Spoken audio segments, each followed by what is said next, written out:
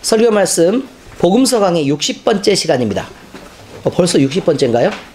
네, 60번째 시간입니다. 산상순 25번째 시간, 주기도문 9번째 시간으로 우리를 시험에 들게 하지 마시옵고 라는 주제로 여러분과 함께 말씀을 나누려고 합니다.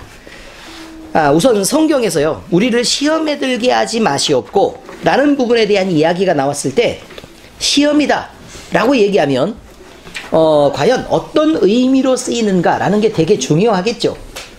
시험은 뭔가 라는 거 엄청 중요한 겁니다. 그런데 그 시험을 어떻게 인식하느냐에 따라서 다릅니다. 그런데 한글에서는 우리말로 쓰여져 있을 때는 시험이란 말이 그냥 시험 그렇게 쓰여져 있지만 사실 영어적인 표현이나 아니면 원어적인 표현에서는 이 두 가지가 서로 다르게 나타납니다. 다르게 나타나는데, 그런데 이 다른 것을 구별하지 않고 그냥 막 써버리면, 어느 시험인가를 구분하지 않고 써버리면, 근데 우리는 한글로 돼 있는데요, 그럼 또 제가 할 말이 없지만, 그러니까 목사님이 있는 거예요. 고쳐주려고. 아시겠죠? 네, 그러니까 이거를 구분해서 쓰지 않으면 안 되는 상황이 생깁니다. 자, 이것은요, 요 두 가지가 서로 다르게 나타나는 것은 방향에 따라 다르게 나타납니다. 자, 준비하세요. 하나님이 계세요. 사람이 이렇게 있죠.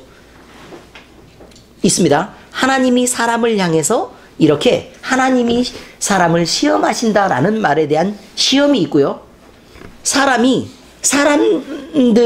하나님을 향해서나 아니면 사람들끼리 향해서나 시험에 빠졌다라고 하는 시험이 있습니다. 근데 하나님은 시험하신다고, 여기는 시험에 빠졌다입니다. 이해가 되시나요? 네. 그런데 하나님이 시험한다는 말은 영어로 trial이라고 얘기하는 그 시험이고요. 네, 실험을 하고, 네, 그 결과를 보려고 하는 것입니다. 네, 실험을 하고 결과를 보려고 하는 거, trial. 네, 그 다음에 사람이 빠지는 시험을 영어로 뭐라 그러냐면 temptation이라고 얘기하는 거죠. 유혹, 미혹됨이라고 얘기하는 거예요. 그러니까 단어가 전혀 다르죠.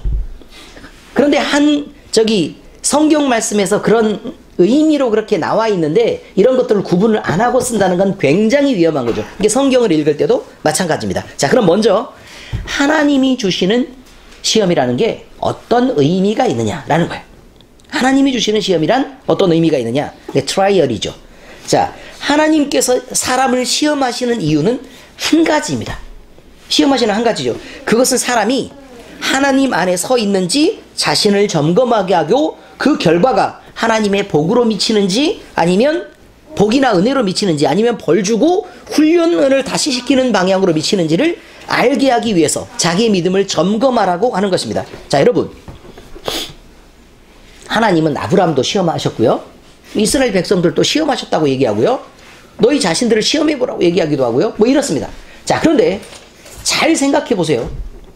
우리가 잘못 생각하면 하나님이 도대체 사람을 실험을 할 때, 그러면 실험의 당사자가 그 실험의 결과를 보려고 하는 거 아닙니까? 그렇죠? 그러니까 너희가 하나님이 여러분에게 시험을 할 때, 그러니까 너희를 시험할 때에는, 하나님이 이렇게 표현하고 있죠. 시험할 때에는 믿음 위에 서 있는지 확인해 보려고 한다라는 말은 약간 어폐가 있는 말인 줄 여러분 알고 계시나요? 몰라요? 다시 할게요. 하나님은 전지하시잖아요. 이미 알고 계시잖아요. 그죠? 그러면 하나님의 속성상 이것은 하나님이 결과를 알기 위해서 하는 실험은 아니란 말이겠죠. 결국은 사람에게 미치는 거예요. 그 다음에 성경이 쓰여져 있는 걸 보세요.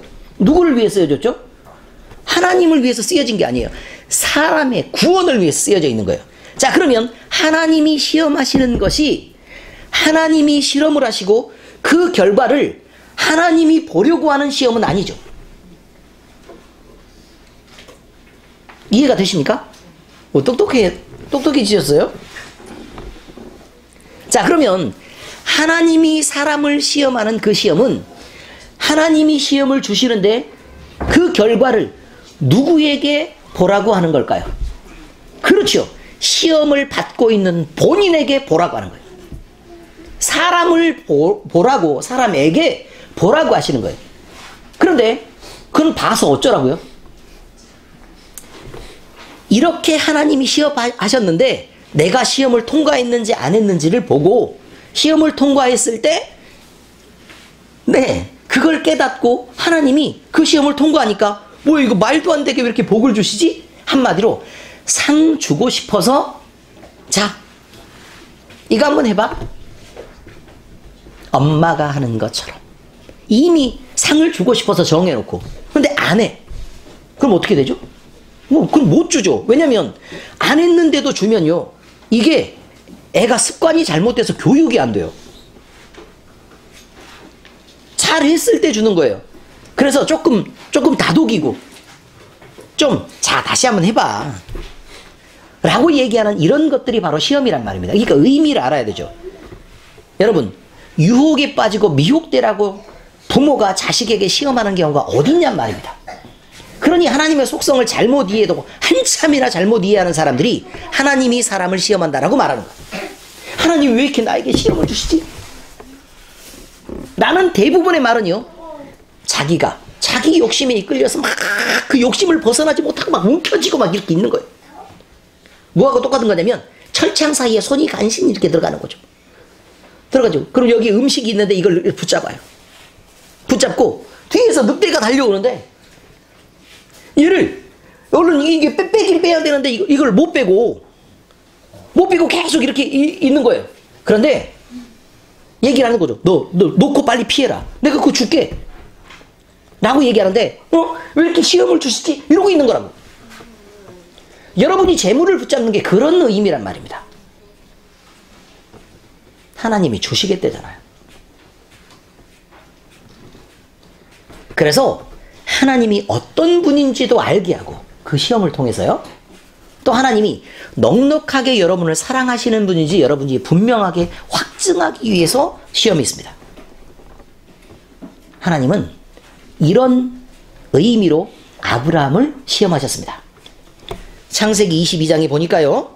이런 말씀이 나와 있네요. 한번 들어보세요.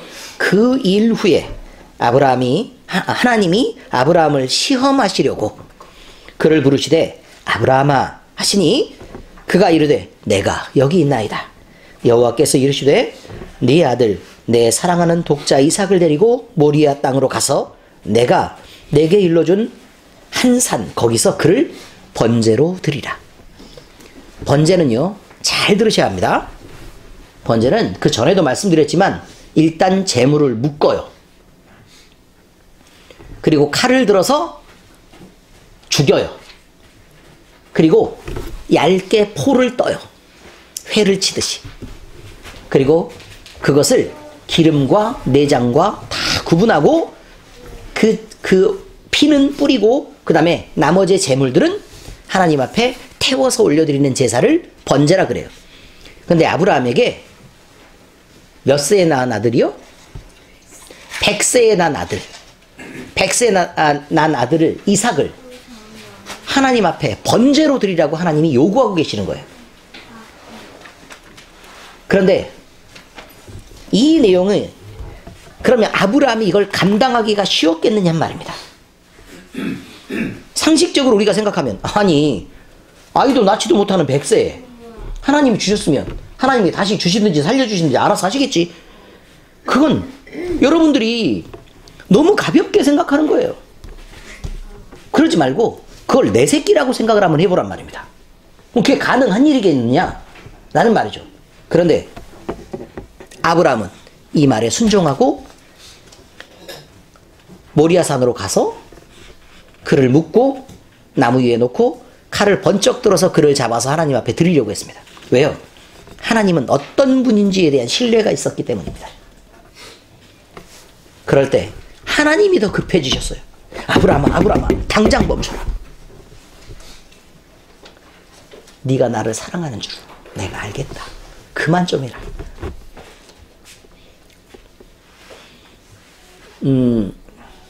이것입니다. 아브라함은 이 시험을 통과해서 아브라함의 하나님을 향한 믿음을 보였습니다. 하나님은 아브라함에게 복을 주어서 여호와 이레로 재물을 준비하셔서 그 재물을 받아주시고 만나주셨고 하나님이 사람을 만나주셨단 말입니다. 하나님이요. 그를 만나주셨고 그의 자손으로 크게 번성해서 그가 하늘의 별과 같고 바닷가의 모래 같게 하시겠다는 약속을 주셨으며 그 씨가 대적의 성문을 차지한다 라는 복을 허락하셨습니다. 무슨 말이죠? 사탄을 이기고 승리한다. 다시 말해서 너의 씨로 예수 그리스도를 보내겠다 라는 약속을 그때 받았단 말입니다. 복을 주려고 작정하시고 한 일 아닙니까? 신명기 8장 2절에서는 하나님이 광야에서 이스라엘 백성을 시험하신 것을 기억해야 한다 라고 나옵니다. 신명기 8장 2절에 보니까 네 하나님 여호와께서 이 40년 동안에 내게 광야 길을 걷게 하신 것을 기억하라. 이는 너를 낮추시며 너를 시험하사 내 마음이 어떠한지 그 명령을 지키는지 지키지 않는지 알려 하심이라. 하나님은 그리고 말씀하십니다. 하나님이 사람을 시험하신 이유는 우리가 하나님 앞에서 겸손한지 그렇지 않은지, 또 하나님을 향한 마음은 어떠한지 네 자신이 확인해보고 네 모습을 보라는 말입니다. 이것은 말씀을 통해서도 쉽게 알 수 있는데, 마음이 겸손하고 하나님을 경외하며 그 계명을 즐겁게 지키는 자에게 마침내 하나님의 복으로 보상하겠다라는 말이 이 말씀 다음에 바로 나옵니다. 대표적으로 말라기예요. 또 어떤 말씀으로 하나님을 시험해도 좋다라고 얘기하냐면, 사람이 하나님을 시험할 수는 없는 일이에요. 그러나 네가 하나님의 명령, 하나님의 말씀을 지키고 너에게 복이 임하는지 안 하는지 확인해봐도 좋다라고 얘기하는 부분의 말씀이 나오는데, 이게 바로 11조의 예물입니다. 11조의 예물에 대하여 말라기 3장 10절에 이렇게 얘기하죠. 만군의 여호와가 이루노라. 그러면 말라기가 쓴 말이 아니고 만군의 여호와의 말씀을 옮겨놓은 말이겠죠. 그렇죠? 여호와가 이루노라. 너희의 온전한 11조를 창고에 드려. 자, 그러면 부분적으로 드리는 것은 11조를 드리는 것과 안 드리는 것이 똑같다 그 말입니다. 11조를 드리려고 하거든 온전하게 드리든지 아니면 그러지 말든지 둘 중에 하나입니다. 온전한 11조를 창고에 들여 나의 집에 양식이 있게 하고 그것으로 나를 시험하여 내가 하늘문을 열고 너희에게 복을 쌓을 것이 없도록 붙지 아니하나 보라. 외우셨죠? 외우고 끝나면 무슨 말인지 잘 모르죠. 이것은 모든 물질이, 공급되는 모든 것이 하나님으로부터 온 것을 인정하는 자녀에게 하나님의 풍성한 복을 부어서 내가 네 믿음을 보고 네 믿음이 온전히 나를 의지하는 것을 보고 그리고 네 창고를 당연히 가득 채우겠다 라는 말입니다. 온전히 의지하지 않으면 그러면 네 알아서 네가 창고를 채워 라는 말이죠. 누가 채우는 게 이익인지를 아는 이기적인 사람들은 그래서 하나님 앞에 11조를 하는 것입니다. 이기적이어서 11조를 하는 거라 그 말이에요. 11조는요. 11조 하는 사람 제가 인터뷰 한번 해볼까요? 인터뷰? 정 집사님 11조를 왜 하세요? 왜 하나님의 물질이라는 걸 인정하는 것으로 뭐가 있는 것을 아니까요? 그 이후로 따라오는 풍요로움이 당연히 있는 것을 아니까요? 그리고 그걸 보고 듣고 또 자기 자신이 몸소 체험했으니까요.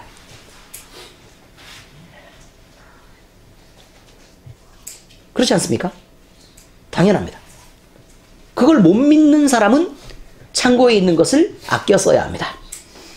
헌금 드릴 때도 나눠서 쪼개서 이렇게 하고 구제할 때도 마찬가지고 그 다음에 내가 먹고 쓰는 데 있어서도 그거를 쪼개서 해야 합니다. 그러나 하나님에 대해서 헌금하는 것까지 계산을 다 해야 한다 그 말입니다. 근데 하나님이 채우시는 걸 알면 여러분 훨씬 넉넉해집니다. 그런데 또 다른 말씀이 있습니다. 이뿐 아니라 하나님이 시험 가운데 있었던 욥에 대한 얘기가 욥기에 나와 있는데요. 그 시험이 과연 얼마만큼 있었을까? 하나님은 언제쯤이나 시험할까? 그래서 평생에 단 한 번 시험을 해가지고 그 말씀이 인정이 되면 그래 너는 시험 통과했으니까 수능 보고 나서 그걸로 끝? 이렇게 얘기하는 그런 게 아니란 말입니다. 욥의 고백에 보면요 이렇게 나와 있죠.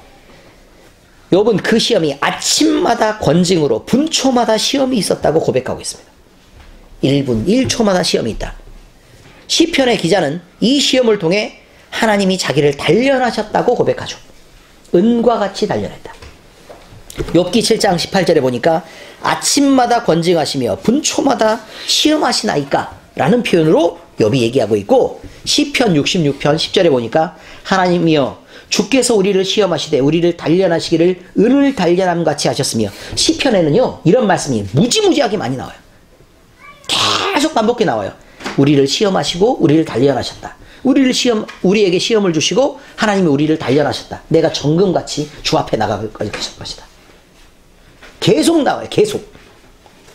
결국 우리의 시험은요, 우리를 시험하는 건 세상의 것으로부터 오염되고 더러워져 있는 우리를 자꾸 이렇게 두들겨 패고 그러면 부스러기들이 이렇게 떨어져 나가고 순수한 은만 남는 것처럼 하나님은 그렇게 털어내는 작업을 계속 하시는데 그것이 시험이다 라는 말이죠. 이처럼 하나님이 우리에게 주시는 시험은 그 시험을 통과하는 자에게 하나님을 느끼게 하고 자신이 믿음 위에 서 있는지 점검하게 하며 은혜와 복을 주시기 전 단계이므로 그것이 유익하다는 말입니다. 욥기 23장에선 그래서 이렇게 고백하죠. 그러나 내가 가는 길을 그가 아시나니. 그럼 그러나의 표현은 뭐겠어요? 분초마다 시험이 있고 아침마다 권징이 있었다 라는 표현에 대한 얘기들이 쭉 다 나왔겠죠. 난 너무 힘들고 지치고 막 피곤하고 그런데, 그러나 내가 가는 길을 그가 아시나니 그가 나를 단련하신 후에는 내가 송금같이 되어 나오리라. 여러분도 희망이 있습니다.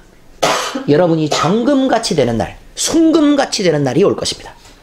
하나님이 우리를 단련하시고 하나님의 성품에 맞는 자로 반드시 우리를 세워내실 것입니다. 우리는. 그래서 희망이 있습니다. 그런데요, 이제 반대편에 대한 이야기가 있습니다. 하나님이 우리에게 주시는 시험, 트라이얼이라는 얘기, 반대편에 사람이 빠지는 시험에 대한 게 나옵니다. 주기도문에서요, 우리를 시험에 들게 하지 마시옵고 라는 말에 대한 그 시험은 사람이 빠지는 시험, 요거 두 번째를 얘기하고 있습니다. 근데 왜 첫 번째 걸 그렇게 얘기했겠어요?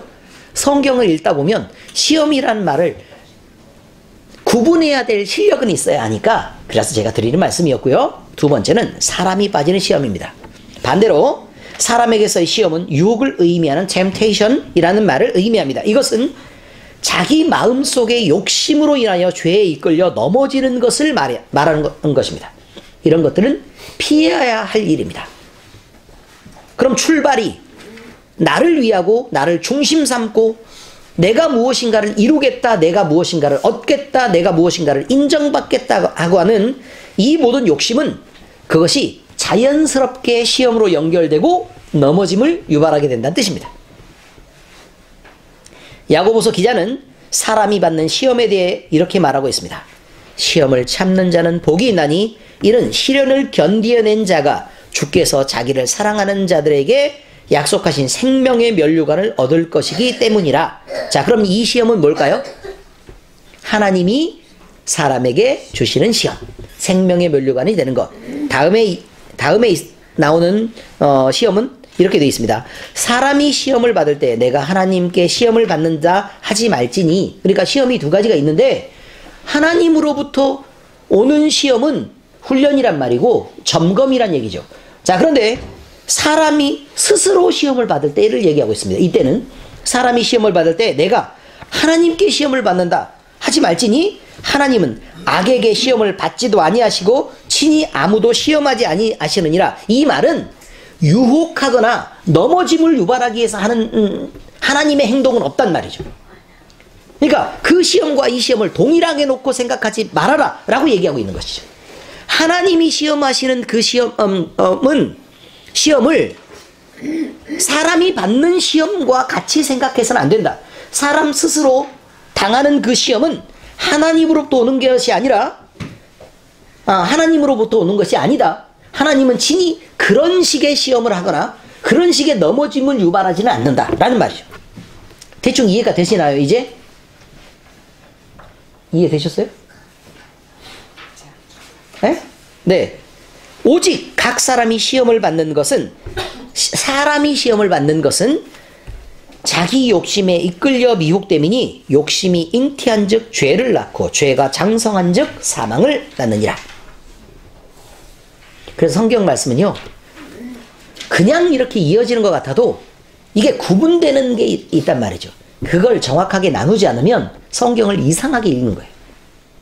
분명히 하나님은 시험했다 그러는데 하나님은 친히 시험하지도 않는다고 얘기하고, 그러면 앞절과 뒷절이 말이 안 되잖아요. 그런 뜻이 아니니까 말이 된단 말이에요.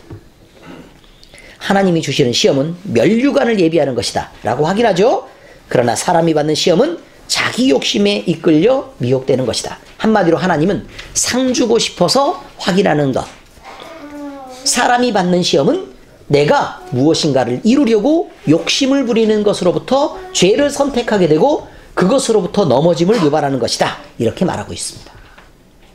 예수님도 세례를 받으신 후에 공생의 시작 전에 성령에 이끌려 광야로 나가시죠. 그리고 40일을 줄이신 후에 마귀로부터 시험을 받으셨는데 이것은 하나님으로부터 온 시험이 아니라 사람이 받아야 되는 시험의 부분을 얘기하고 있는 것입니다.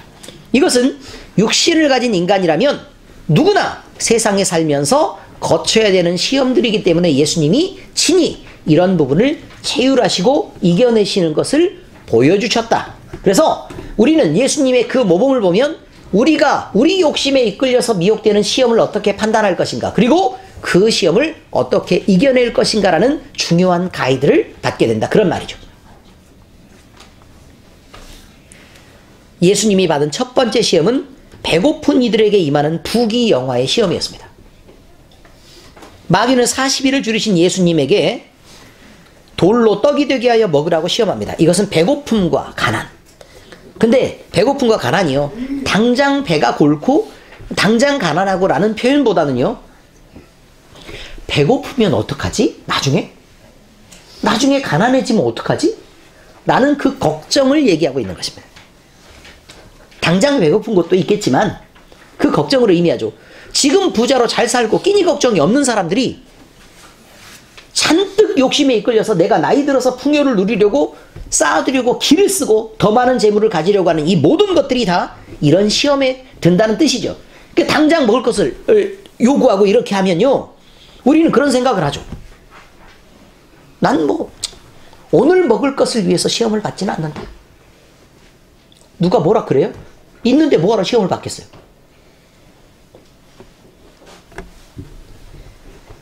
배고픔과 가난을 벗어나며 물질로 풍족하기를 원하는 사람들, 이런 사람들은 참 넘기 힘든 시험입니다.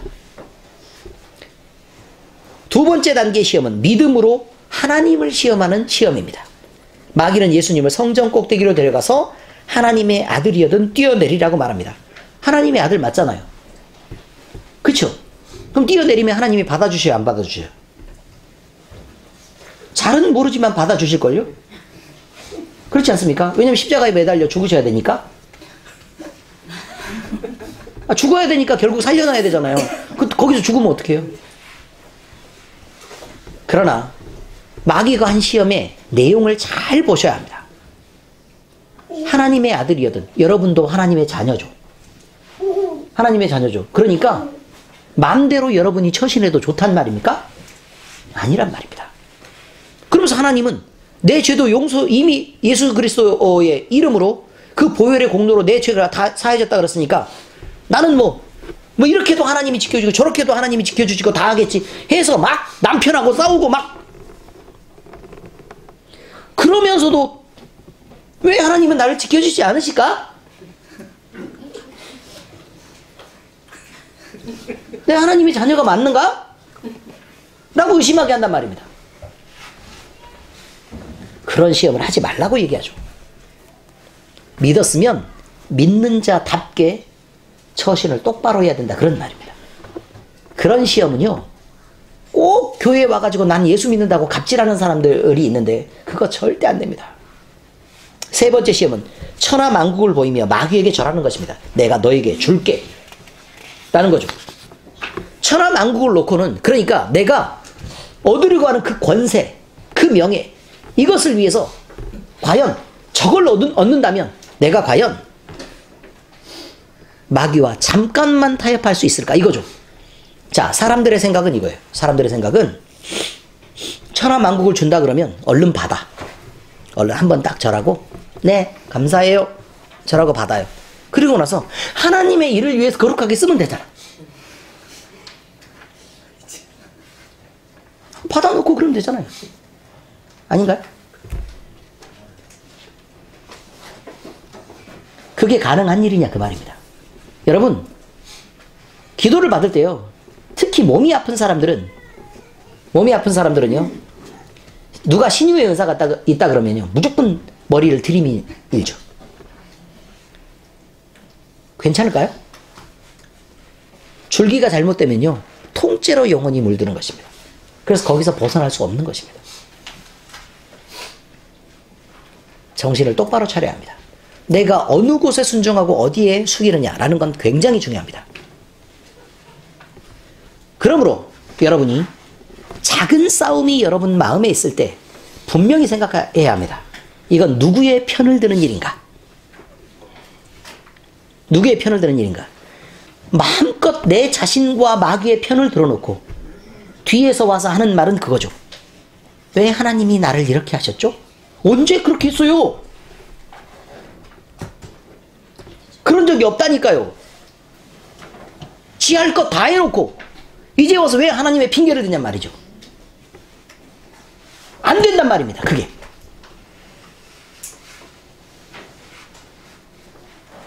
여러분이 작은 싸움에서 이기기 위해 마귀를 선택하지 마시기를 예수 그리스도 이름으로 부탁드립니다. 부부 싸움에서, 작은 싸움에서 이기기 위해 내가 마귀의 마음을 품고 그것에 순종하면서 하나님이 나를 이라고 얘기하는 그 핑계를 당장 접으란 말입니다. 이것이 유혹이고 시험이란 말이에요.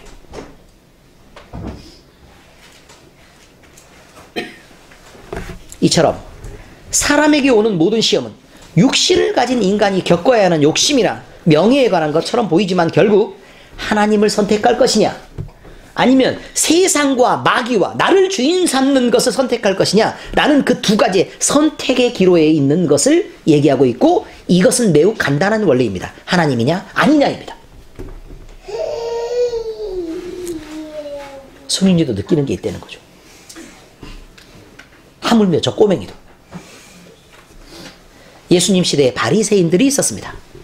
그들은 자신들이 가진 믿음을 의심하게 한 예수님을 비난하면서 하늘로부터 오는 표적을 구했습니다. 네가 하나님의 아들이면 보여줘라. 귀신하고 똑같은 얘기 아닙니까 지금? 이것은 율법과 선지자로부터 예언된 말씀을 듣고, 한마디로 성경 말씀을 듣고 배웠으니까 그걸 인정하고 자기 자신들의 믿음을 고쳐야 될 거 아닙니까? 자신의 태도를 바꿔야 되는데 자기를 안 바꾸고 말씀을 바꾸려고 하는 거예요. 예수님을 바꾸려고 하는 것입니다. 그 당신은 내 편을 드시오 라고 얘기하는 거죠. 자신들의 의지로 판단하는 믿음을 고집하면서 예수님을 시험했던 것입니다. 그런데 예수님의 행동은 단호합니다. 바리새인들이 나와서 예수를 힐난하다는 말은 손가락질하고 비난한다 그런 뜻이죠. 손가락질하고 거친 말로 비난한다 이런 말을 힐난하며 이거죠. 그를 시험하여 하늘로부터 오는 표적을 구하거늘 예수께서 마음속으로 깊이 탄식하며 이르시되 어찌하여 이 세대가 표적을 구하느냐. 제가 설교 제목을 어찌하여 라고 만약에 정한다면 이것으로 아마 설교 100편을 할 수 있을 것입니다. 어찌하여, 도대체, 만약 이런 설교를 만약에 도대체 이렇게 설교 제목을 정한다고 생각해 보세요. 한 600편쯤 나올지도 모릅니다. 어찌하여와 도대체. 이 세대가 표적을 구하느냐. 내가 진실로 너희에게 이르노니 이 세대에 표적을 주지 아니하리라 하시고.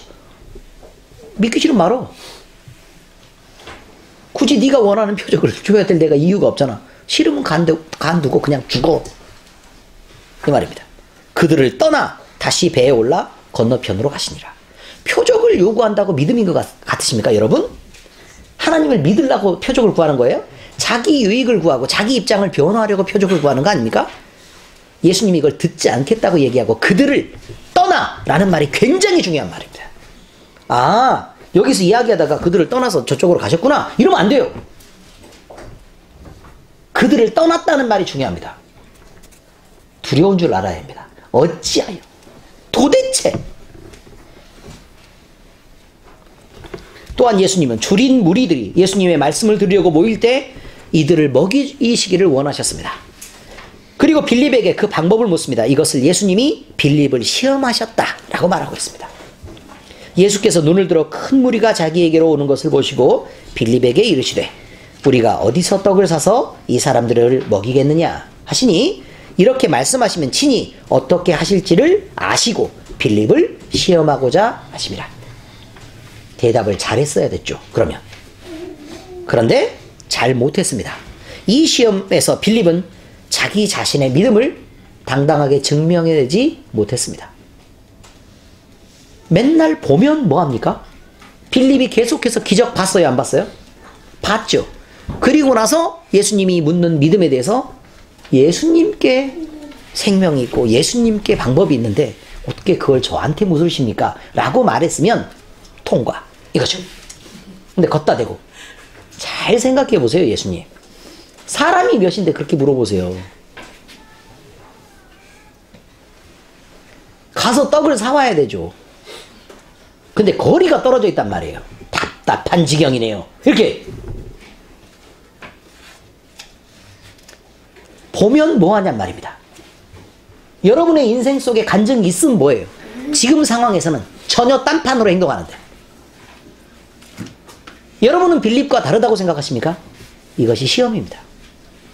여러분에게 이전에 간증이 있었다면 여러분은 분명한 대답을 해야 합니다. 다음 상황이 여러분에게 주어질 때 여러분은 그것을 하나님이 이전에도 우리에게 이렇게 하셨죠. 주님께 방법이 있지 않습니까? 제가 그것을 듣겠습니다 라고 말해야 합니다. 이처럼 사람은 자기의 눈으로 직접 보아도 경험을 해도 막상 다른 상황이 닥치면요, 빌립처럼 예수님의 능력을 잊어버리고 생각해지지 못해서 인간적인 수단만을 고집하고 그 방법을 계속 찾아갑니다. 그리고 예수님에게 뭐라고 얘기하냐면 우리에게 기적을 보이십시오. 그럼 제가 믿어드릴게요. 믿기 싫으면 말아요. 마시라고. 예수님은 떠나서 다른 곳으로 가실 테니. 사람은 누구나 약한 육체를 가지고 있습니다. 그러므로 육신의 약함은 시험에 빠지기 쉽게 하는 아킬레스건이 됩니다. 예수님이 자기의 죽음을 앞두고 겟세마네 동산에서 기도하러 가셨습니다. 그가 사랑하는 제자 몇과 동행했죠. 예수님이 이들에게 기도를 부탁했지만 예수님의 뜻을 잊은 채 잠에 빠져 있었습니다. 예수님은 이렇게 말씀하시죠. 조금 나아가사 얼굴을 땅에 대시고 엎드려 기도하여 이르시되 내 아버지여 만일 할만하시거든 이 잔을 내게서 지나가게 하옵소서. 그러나 나의 원대로 마시옵고 아버지의 원대로 하옵소서 하시고 제자들에게 오사 그 자른 것을 보시고 베드로에게 말씀하시되 너희가 나와 함께 1시간도 이렇게 깨어 있을 수 없더냐. 시험에 들지 않게 깨어 기도하라. 마음에는 원이로되 육신이 약하도다 하시고. 여러분, 마음에 품은 것이 전부인 것처럼 보이십니까? 몸으로 행동하지 않으면 그것은 믿음이 아닙니다. 그래서 얘기하잖아요. 여러분이 기도할 때나 여러분이 믿음을 보이려고 할 때는 자, 발을 한 발을 먼저 떼시란 말입니다. 움직이세요. 그리고 나서 예수님, 제가 발을 움직이고 있는데 어느 길로 갈지 가르쳐 주세요. 그 걸음을 인도해 주세요. 아니, 떼지 않는데 무슨 걸음을 어떻게 인도한단 말이에요. 가만히 서가지고 걸음을 인도해 주세요. 떼지 않는 건 한 점을 말하고 있어요. 점은요, 방향이 없어요, 여러분. 점에는 방향이 없다고 어느 곳으로도 갈지 몰라요. 발을 떼면요, 방향이라는 게 생겨요. 이 전 점으로부터 다른 점에 가는 방향이 생긴단 말입니다. 그럼 그때 그 방향을 하나님이 이렇게 조절을 하시죠. 그래서 하나님의 방향으로 이끌어서 그렇게 자, 힘을 내자, 가자, 아가 라고 말하죠. 도대체 움직이지 않는 사람을 향해서 뭐라고 얘기하시겠냐, 그 말이에요. 예수님은 시험에 들지 않게 깨어 기도하라. 마음에는 원이로되 육신이 약하도다. 하는 말씀으로 시험을 이겨낼 것을 명하시고 우리에게 행동을 요구하고 계십니다. 정리하겠습니다. 하나님으로부터 오는 시험은 하나님의 복을 주시기 전에 그 복을 받을 만한 상태인지 아닌지 그 자신에게 확인을 해보라고 믿음의 확증을 시키는 순간입니다. 이 시험에 통과한 자는 하나님으로부터 은혜와 복을 누리게 되고, 시험에 통과하지 못한 자는 그 믿음에 도착하기 위해 훈련의 과정을 다시 통과해야 합니다. 반면 사람이 받는 시험은 자기 욕심에 이끌려 미혹되는 것입니다. 이 시험은 첫째, 영혼을 살리는 하나님의 말씀은 배제한 채 그저 육신만 채우려고 하는, 육신의 풍요만 요구하는 사람들을 향해서 욕심을 부리면서 많은 돈과 물질을 요구하지 말라라는 시험입니다. 둘째, 믿음의 모양을 하고 기도하면서 자기 욕심을 위해, 믿음의 방향마저도 자기의 의지대로 하나님을 조종하려고 하는 그 믿음의 상태를 하나님은 인정하지 않겠다라는 시험입니다. 셋째, 하나님의 영광보다 자기의 명예를 쫓아 마귀에게 타협하는 그 일을 멈추라고 하는 시험입니다. 예수님은 주기도문을 가르치셨습니다. 그리고 우리에게 시험에 들지 말게 해달라고 기도하라고 얘기합니다. 그러므로 우리는 물질과 명예와 안녕을 위해 마귀와 타협하는 일을 멈추셔야 합니다. 우리의 기도가 어떤 내용을 가진 기도인지 여러분이 기도하는 것들을 곰곰이 생각해 보시길 바랍니다. 점검을 해보시면 과연 마귀가 타협하고자 하는 그 내용의 기도를 반드시 포함하고 있다는 것을 알게 될 것입니다. 지원하셔야 합니다. 사람에게 찾아오는 이 시험을 이겨내는 단 한 가지의 방법은 나를 중심 삼고 세상으로부터 오는 것으로부터 만족을 채워지는 그 욕심을 당장 내어버리고 마음의 중심을 하나님께 내어드리며 하나님을 사랑하는 것뿐입니다. 하나님을 사랑하면 기도가 바로 됩니다. 바른 기도요, 하나님을 사랑하면 됩니다. 우리 모두는 하나님을 사랑하고 마음의 중심에 하나님을 채우는 소원이 충만해져서 모든 시험을 이겨낼 수 있는 단계에 이르게 되기를 예수 그리스도의 이름으로 축원합니다. 기도하시겠습니다. 하나님 아버지, 우리에게 하나님의 말씀을 통해 시험이란 무엇인지 배우게 하시고 시험을 이기는 방법을 알게 해주셔서 감사를 드립니다. 예수님이 가르치신 기도의 모범대로 우리가 시험에 빠지지 않기를 구할 때 자기 욕심에 이끌려 시험에 빠지지 않는 자로 서게 하시고 성령 하나님의 도우심을 입어 하나님 중심으로 하나님을 사랑하면서 살게 하시옵소서. 이전에 우리는 욕심에 이끌려 넘어지는 자들이었습니다. 그리고 지금 현재도 그렇지 않다고 보장할 수가 없는 상태입니다. 우리는 모질고 교만했으며 긍휼이 없는 자로 살았습니다. 우리의 욕심을 채우기 위해 예수님을 시험하고 그저 기적을 보이며 많은 것을 달라고 부르짖었었고 내 욕심으로 쉽게 흔들리고 타협하는 자들이었음을 인정합니다. 주님, 우리를 용서하여 주시옵소서. 이제 후로는 돌이켜서 성실한 믿음의 모범을 가진 주의 제자로 살게 하시며 시험에 빠지지 않도록 우리를 도와주시옵소서. 예수님이 가르쳐주신 기도의 모범을 통해 우리를 바꿔내고 또 먼저 한 발을 떼며 행동하는 신앙을 가진 바른 기도를 드리도록 우리를 변화시키고 성령 충만을 주시옵소서. 특별히 하나님을 사랑하게 하시옵소서. 우리를 사랑하시고 우리를 죄에서 구원하신 우리 주님 예수 그리스도의 이름으로 기도드립니다. 아멘.